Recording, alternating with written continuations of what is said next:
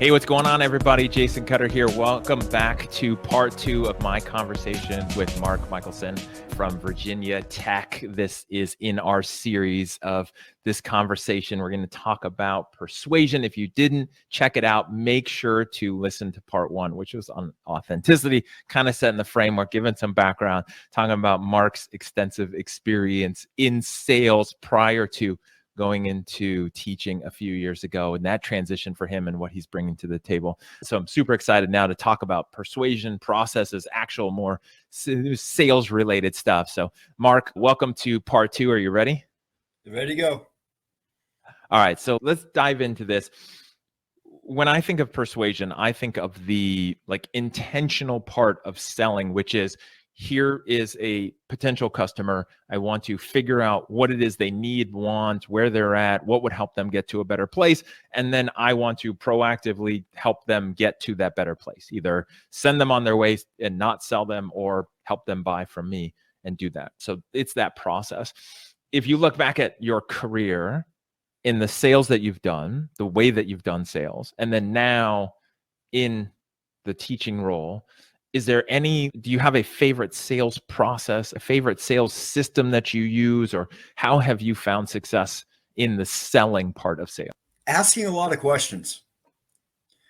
I think that can't be said enough, is you have to ask questions. You have to find out what keeps your customer up at night. What are their biggest fears? What are their wants? What are their needs? What are their desires?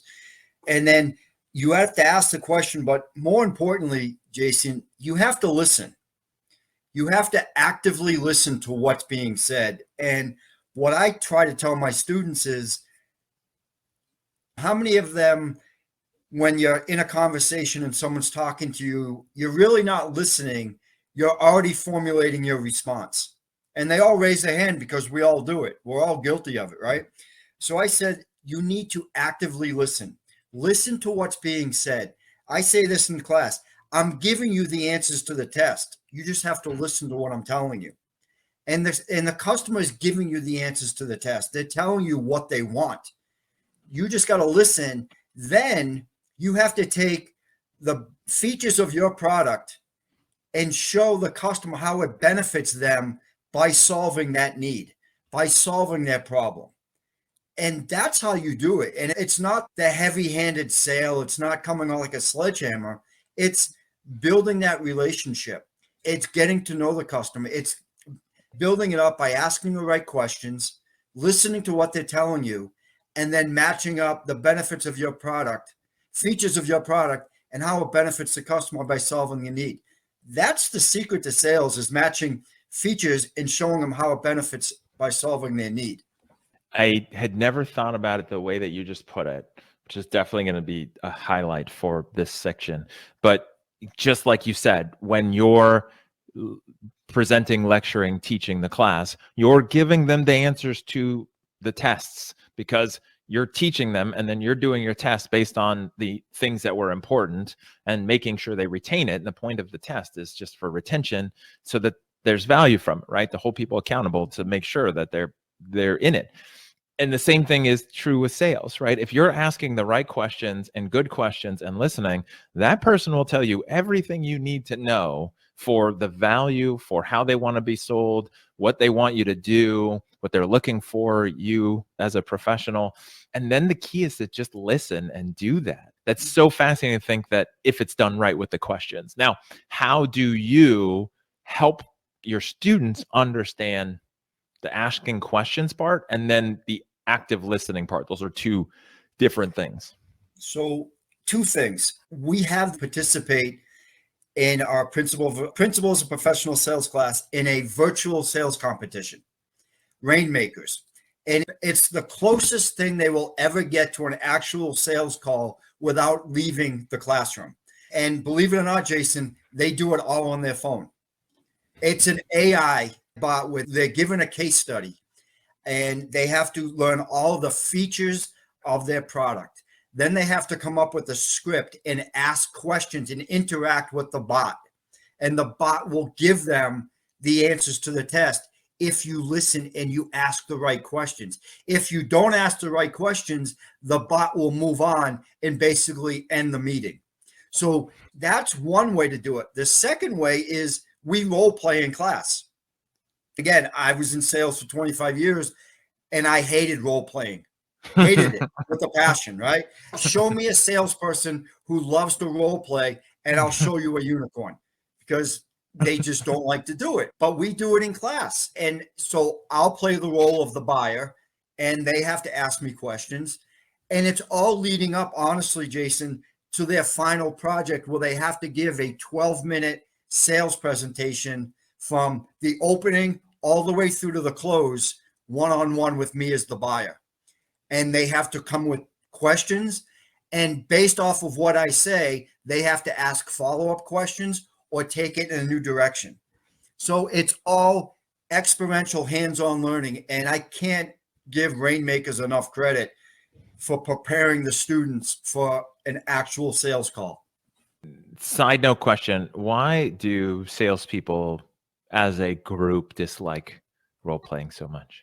I just think they look at it like, I don't want to get up in front of my peers. And B, why do I have to role play? This is what I do for a living. It's that mindset of, I've been doing this for 20 years. I know how to sell. No, not really. I liken it when I played football. The worst day was when we had to review the game film, because the film doesn't lie. And the coach would, every little thing you did, he'd call you out in front of everybody, right? Yeah. And that's what role playing is. When you're doing it, you're not doing it to get embarrassed. You're not doing it to get yelled at or pointed out how you did something wrong. You're doing it to get better. You're doing it to practice.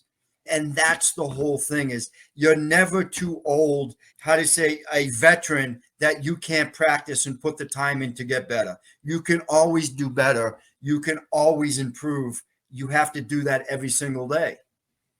And I think that's why they just don't like to do that stuff. Yeah, and it makes sense, because it's that mindset mode where, there's either top performers who know that practice and learning and growth and development and always being open and curious is what has made them successful. And then there's the ones who just rely on pure talent, like an athlete who just has some natural God-given athleticism, but doesn't want to practice and doesn't want feedback. They will only get so far. They're really going to limit their ultimate kind of progression in sports. Same that salespeople do. Some I've met, they think they're truly amazing, and you're not, right? Like, you're just relying on talents. Listen to them. They'll tell you how good they are. I have it on my whiteboard and I write about it in my book. Vince Lombardi once said, everybody has a will to win, but very few people have the will to prepare to win. And that's exactly what you just said. It's put the time, put the effort, practice, and make yourself better. Don't just show up and try to get by, because we're not talented enough to win on talent alone. Okay. It's only going to get you so far. Yep. And it's true. And the big thing too, and this is, if there's any of your students listening or anyone in sales who's thinking, but I don't need to practice because I know what I'm doing and I'm really good at what I'm doing and I don't need more feedback. What I found is that person has learned how to sell the one thing that they're selling in the one industry to one group of customers really well. If that person, and right now it's early 2023, a lot of people are getting laid off, the economy is a mess, inflation, all these things, right?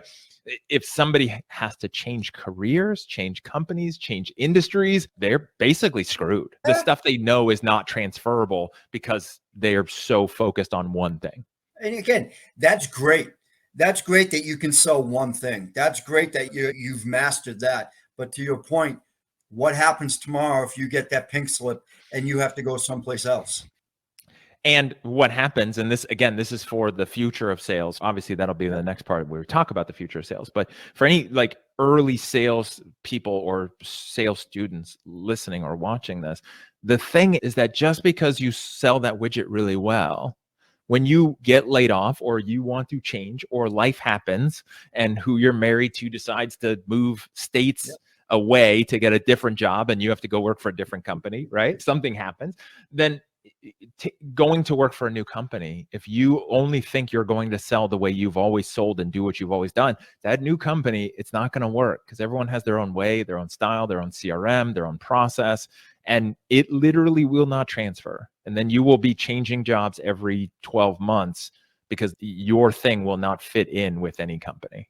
You got to be willing to learn and practice every day, because you got to be better today than you were yesterday. And it's continuous improvement. That's all it is. It's a constant. You always have to be learning. You always have to be trying to better yourself and to prepare yourself to win. Yeah. So when I think of persuading, one of the parts when you look at words and definitions is that persuading doesn't have a positive or negative result, right? You can use it for good or for evil, just like pretty much anything, but it's not inherently in there. A lot of people hear persuading and they think, oh, that's just pushing people into it. Again, going back to what we spoke about in the first episode, where people inherently think of sales, especially younger generation who's not aware of sales, they think everything is used car sales or some kind of commodity. Where do you see that line, and where do you help the students understand the difference between persuading and manipulating people? So that actually comes in, we talk about ethics. And when I say we're going to talk about the world of ethics and sales, and they all like, isn't that an oxymoron? Because aren't salespeople unethical? And I said, some are, absolutely. And I said, but there's a fine line that you have to walk. And you have to trust your moral compass, and you have to trust your judgment. We role play. And I say, this is how I want you to phrase it this time. Persuade me, right? And then now do the same thing, but change these words so it sounds like you're manipulating me, or quote unquote, you're holding something over me that's forcing me to do something. And I say, it's very simple. You just change a few words. And I say, do you see how easy it is to go from persuading to manipulating? And they're like, wow, I never realized that. And I said, you all do it. You all persuade. And at some point in your lives, you've manipulated. And I said, it happens. And you have to take a step back and realize what you're saying and how you're saying it, and almost listen to the words you're saying. And it's amazing that when this happens, the proverbial light bulb goes off in their head. And then they start getting it. And then they say, can we do another one? I want to try another one. Can I do another one? And I'm like, yeah, because they love to see. And it's okay, I want to do it again. I want to do it again, because now they're getting confident. Now they're starting to believe. Now they're starting to get it. And it's okay, let's go, because they enjoy persuading somebody, right? Then they have fun being that master manipulator, right? And because it's all for fun, but they understand where the line is drawn and what is right and what is wrong. And it's the only way I know how to do it is let them learn it. Let them do it. Let them do it and talk about it after. And I think a lot of it is that most people go through life and conversations on autopilot, right? Like we can't think about literally everything that we do and say. We would just get overwhelmed with the whole world, right? So a lot of it is the unconscious just going through, and we talk and we say things. If you ever pause to listen to yourself while you're talking and saying words, it's like a weird experience. You're like, it's too much. And so I think what you're talking about is raising that awareness and get somebody to be conscious of, okay, when I say this or I say this, instead of just being on autopilot. I think there's a lot of people who use things like manipulation or tricks and tactics and the things that make sales gross. They're just doing it on autopilot. Some of them aren't even thinking about it. They don't even realize what they're doing because they're just doing it. And then there's the intention behind it. Then on the surface is the autopilot. Words have power. And to your point, your mother, Jason, does not like those type of salespeople. And I don't think any of us like that. And I think that's the problem where, the young adults going into sales don't understand that. They don't understand where this negative connotation comes from. And it's from those type of people that use the manipulation, use the tricks, use the schemes to get you to say yes, or to the different fear tactics, or however you want to sell it.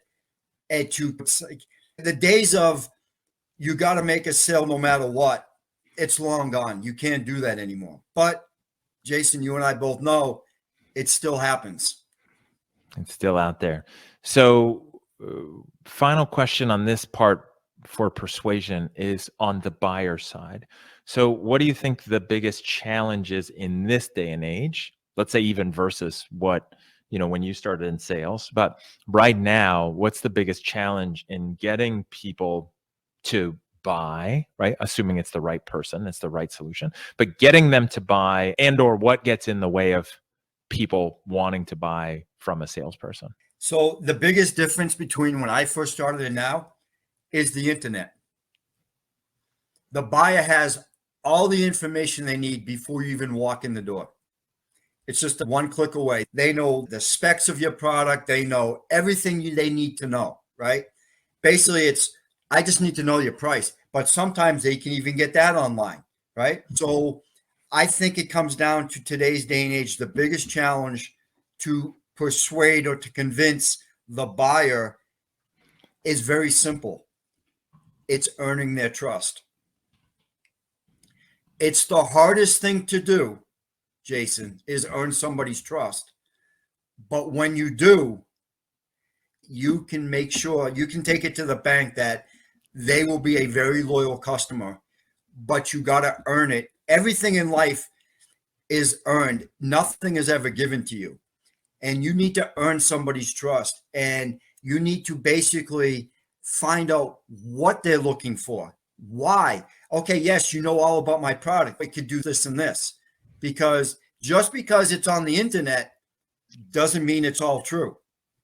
Okay. So it's ask the questions and don't get confrontational with them. Say, hey, I'm glad that you did your research. I'm glad that you prepared because I think that's great. I think that's going to make it a much more meaningful conversation on the sales call. And then you just talk to them. And again, ask questions, find out what they know, point out what they don't know, point out the things that aren't on the internet, point out the things that aren't true, and start building that trust by being authentic, going back to authentic, and then slowly, gradually build up to that point where you're going to persuade them, you're going to sell them. Because guess what? Every minute of every sales call, you're persuading them at some point. You persuaded them to take the meeting. You persuaded them to give you an audience. So you've already won. Okay. You've already got your foot in the door. Now just keep going down that path because you have a meeting. So you've done something to get their attention. The meeting is going more than 5 minutes. So you have their attention. So just keep going, be authentic, keep asking questions, keep listening, keep discovering what are the holes in the floor, what keeps them up at night. Show value. The more value that you can bring, the more value that you can show, persuasion is just going to come right along with it. I love it. It's so true. And especially because one of the things we spoke about was basically everything in life is sales at some level, right? Like no matter what you're talking about and doing.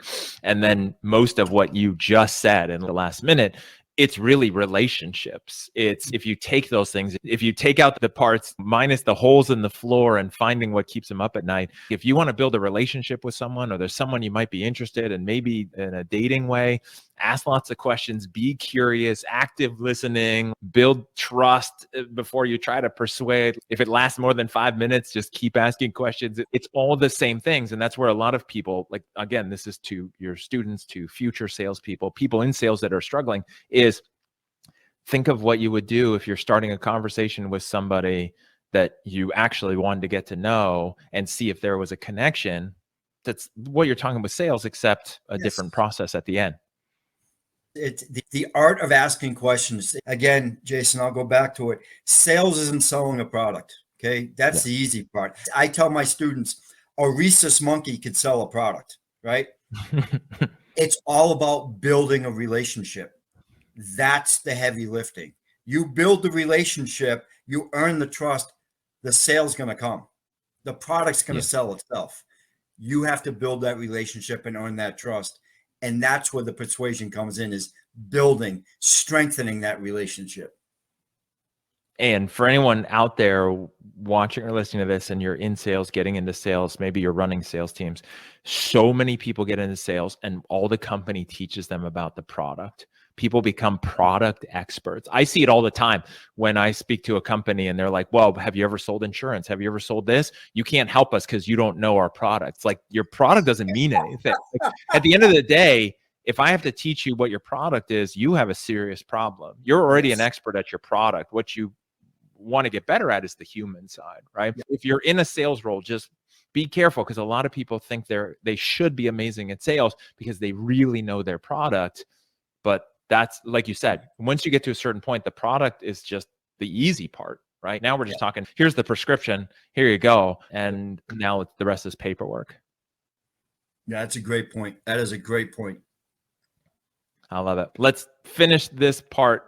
End of section 2 for persuasion. Mark, thank you again for coming on. For anyone who wants to reach out to you, it's going to be in the show notes, but you're on LinkedIn. Also, if people want to check out the program, it's vt.edu for Virginia Tech. College of Business, and even you just Google the Virginia Tech sales program and you'll find it.